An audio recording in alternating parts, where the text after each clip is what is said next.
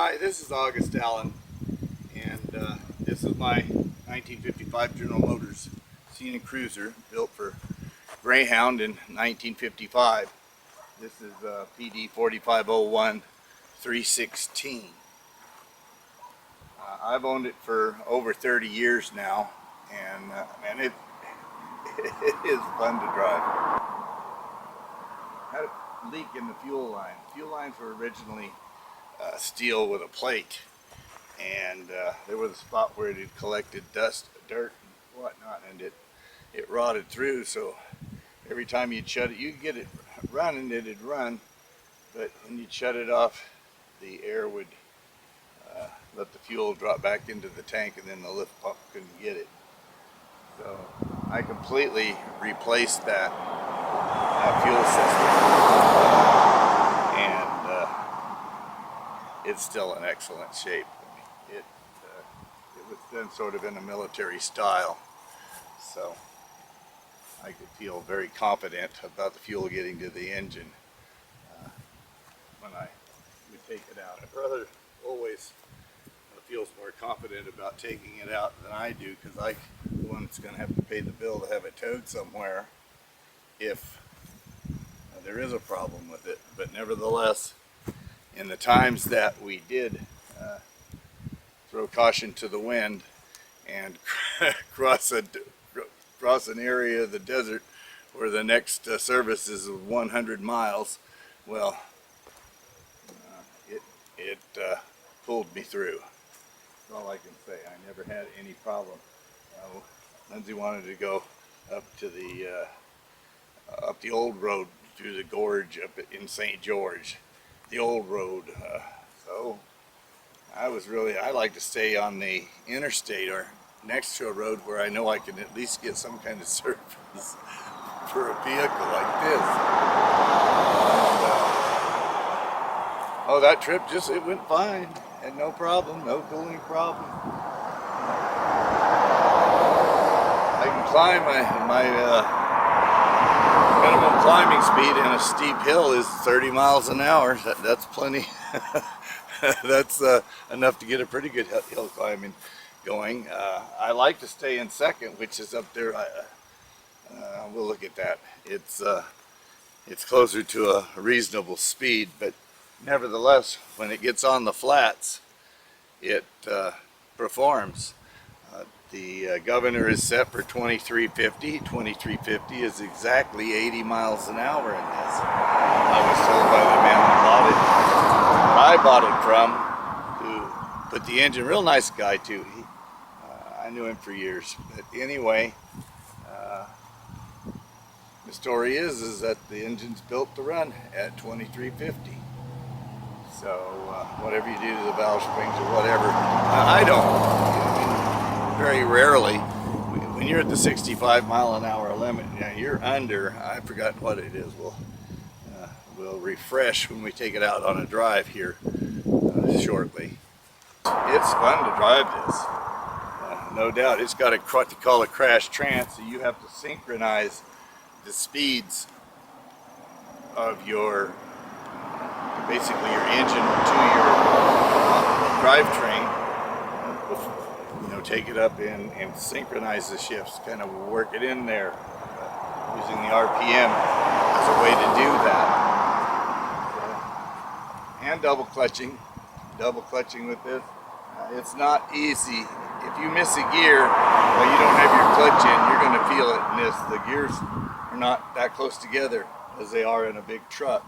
So not using the double clutching method is probably not cool.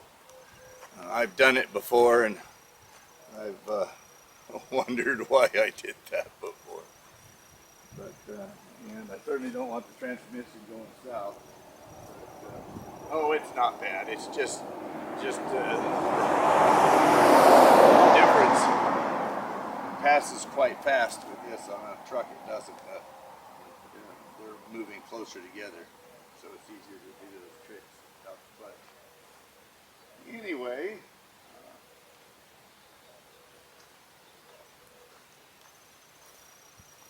that's sort of my story here. Let's go around the other side and take a little bit of a look.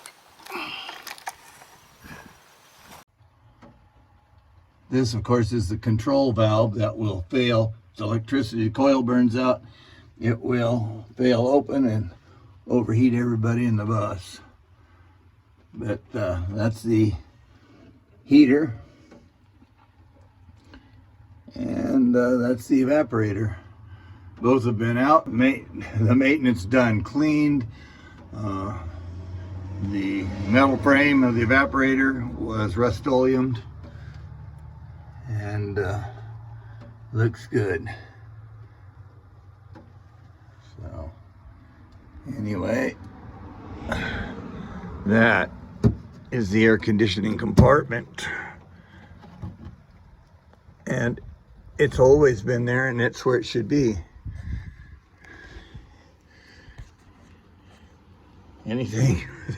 Anything less than this is a crime against humanity and should be punished as such.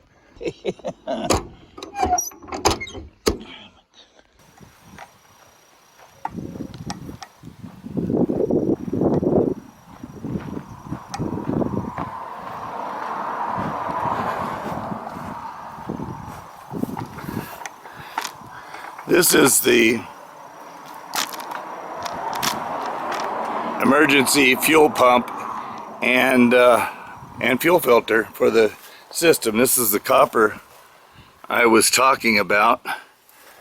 I made a copper system, and I used all the best benders, the best solders and what. And this is this check valve here that bypasses the pump is a refrigeration check valve to hold back refrigerant at several hundred pounds actually, and all it's doing is, and it's very easy to operate. I mean, there is no restriction to the flow past this little fuel pump. If we're having trouble getting fuel to the engine, you can start that pump with a switch inside. So anyway, that's just part of it where it comes out. Here's a spare filter, plastic and plastic. I've never had trouble with it. The fuel is clean that goes in here, and so that's about all I have to say about that. My air conditioning compartment is right here. Let me make sure that we're looking directly down into there.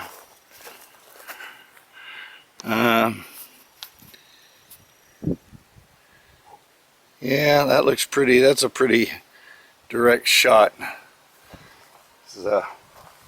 This is your air conditioning evaporator and your heater, and I completely rebuilt this area. I pulled the heater core out, cleaned it, checked it, made sure that it held the pressure, and then we used neoprene, our silicone hoses. And then this is the control valve to control the heat temperature. If the control valve fails, it fails open, so there's heat in the bus.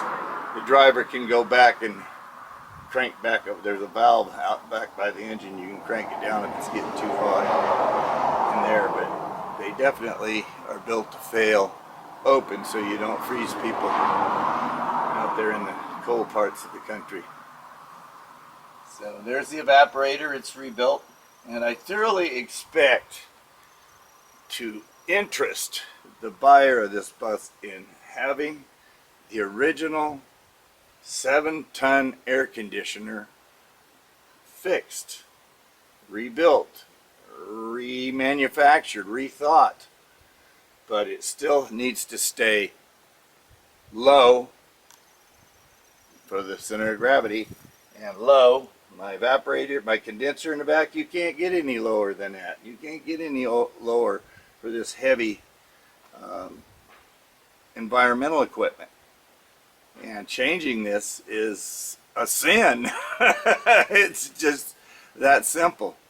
These are the parts that need to be maintained in order to have this thing handle the way it's supposed to on the road. Anyway, that's all I got to say about that.